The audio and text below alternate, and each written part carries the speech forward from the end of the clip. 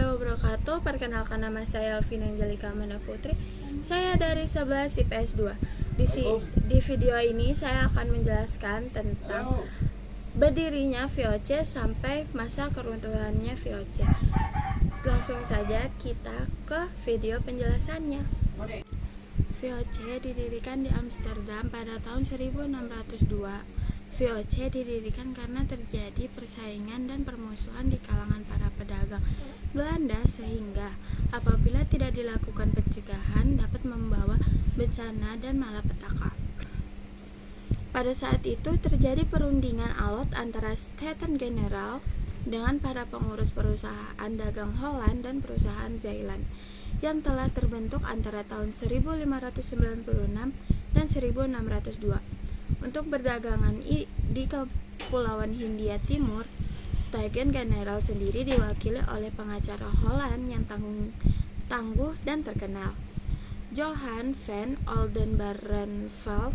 Pada tahap genting dalam perundingan yang diselenggarakan tanggal 15 Januari 1602 itu, Oldenbarnevelt mendapat tanggapan positif dari penguasa, Pangeran Maurits, yang menjadi titik tolak terbentuk yang VOC dengan hak-hak yang dimilikinya.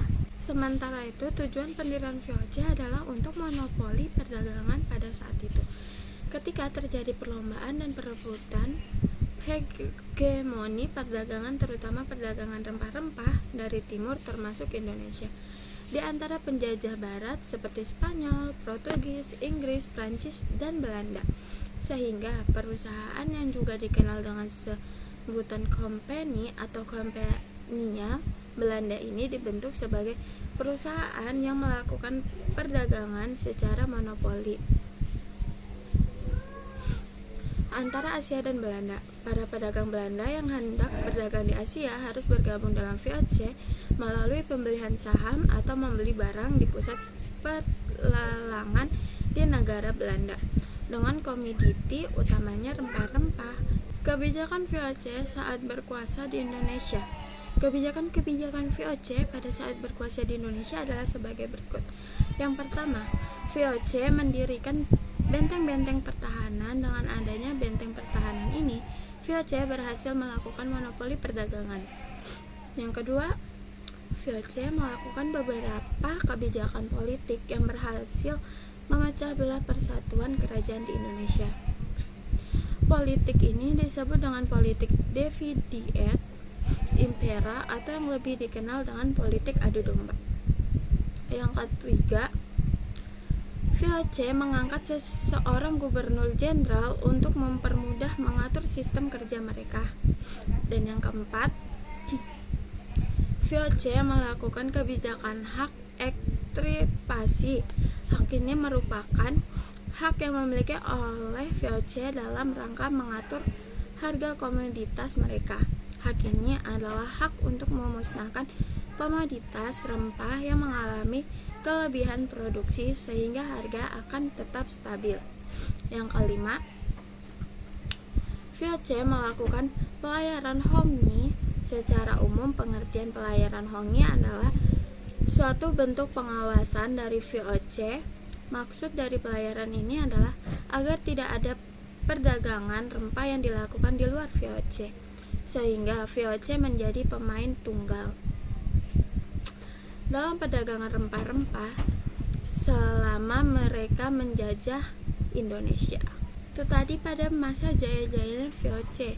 VOC juga mengalami kemunduran, yaitu VOC mengalami kemunduran pada tahun 1795. Dibentuk panitia pembubaran VOC. VOC dibubarkan pada tanggal 31 Desember 1799 dengan saldo kerugian sebesar 134, juta gulden. Selanjutnya, semua utang dan kekayaan VOC diambil oleh pemerintah kerajaan Belanda. Latar belakang kemunduran VOC antara lain banyak korupsi yang dilakukan pegawai-pegawai VOC. Anggaran pegawai terlalu besar karena semakin luasnya kekuasaan VOC. Yang ketiga, biaya perang untuk menyebabkan perlawanan rakyat sangat besar.